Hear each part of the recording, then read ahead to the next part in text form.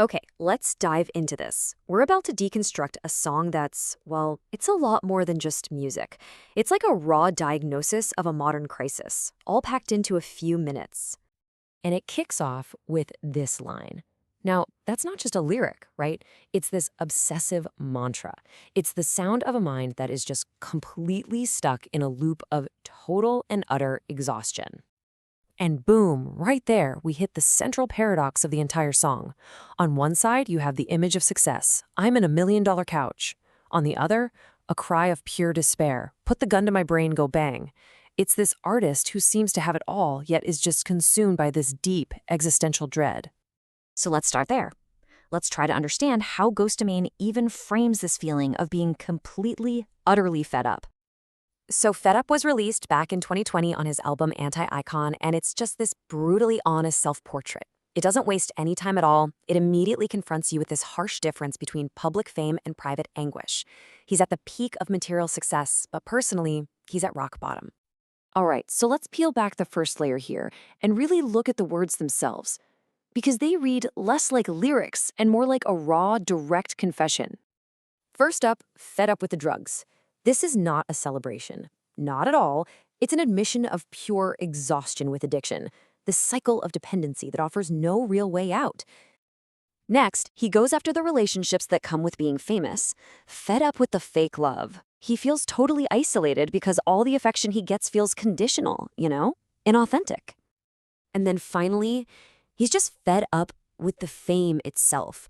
The constant public scrutiny, the feeling of being completely misunderstood by the very same people who say they're your fans.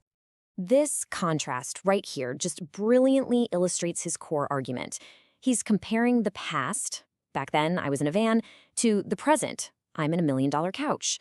And the point is that achieving all that material success, it didn't bring him any peace. If anything, it just amplified his internal struggle. And this tragedy is just embedded in everything, even in his biggest moments of success. For example, he talks about buying a house for his mom. Now, that should be a celebration of life, right? But he frames it as a final act, like he's just settling his affairs before the end.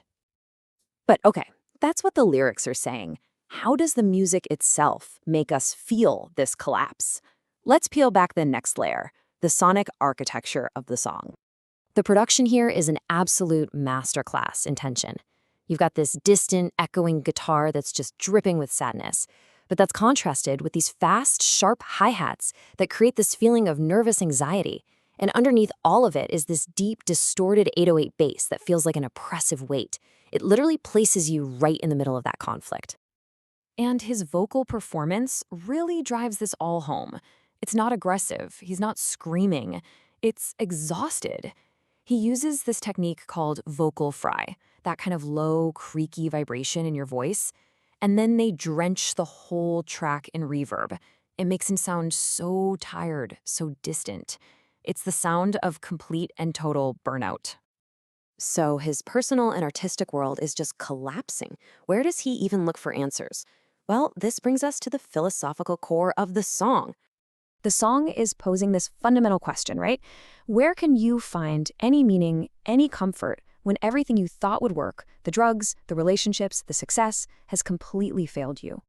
Now, despite him using a lot of occult imagery in his art, he makes this powerfully nihilistic statement here. He fully rejects both systems. He dismisses God and Satan as answers for his pain. Neither one, in his view, offers any comfort or explanation. So his conclusion is that there's no grand plan, there's no cosmic reason for why he's suffering. It's just absurd, it's random, it's without purpose. Simple as that. Okay, so let's zoom out. Let's see how all these layers, the lyrics, the sound, the philosophy, all combine to create something that's way more than just a song. This feeling he's describing actually has a name. It's a sociological concept called anomie. It's the state of social disconnection that's caused by a breakdown of your values. For him, that extreme upward mobility, going from a van to a mansion, has actually broken his social ties, leaving him feeling completely isolated despite his fame. So in the end, Fed Up becomes more than just a song. It's a state of consciousness. It's a cultural artifact, really. It's a manifesto for the anti-icon, the person who finds himself rejecting the very system that created him in the first place.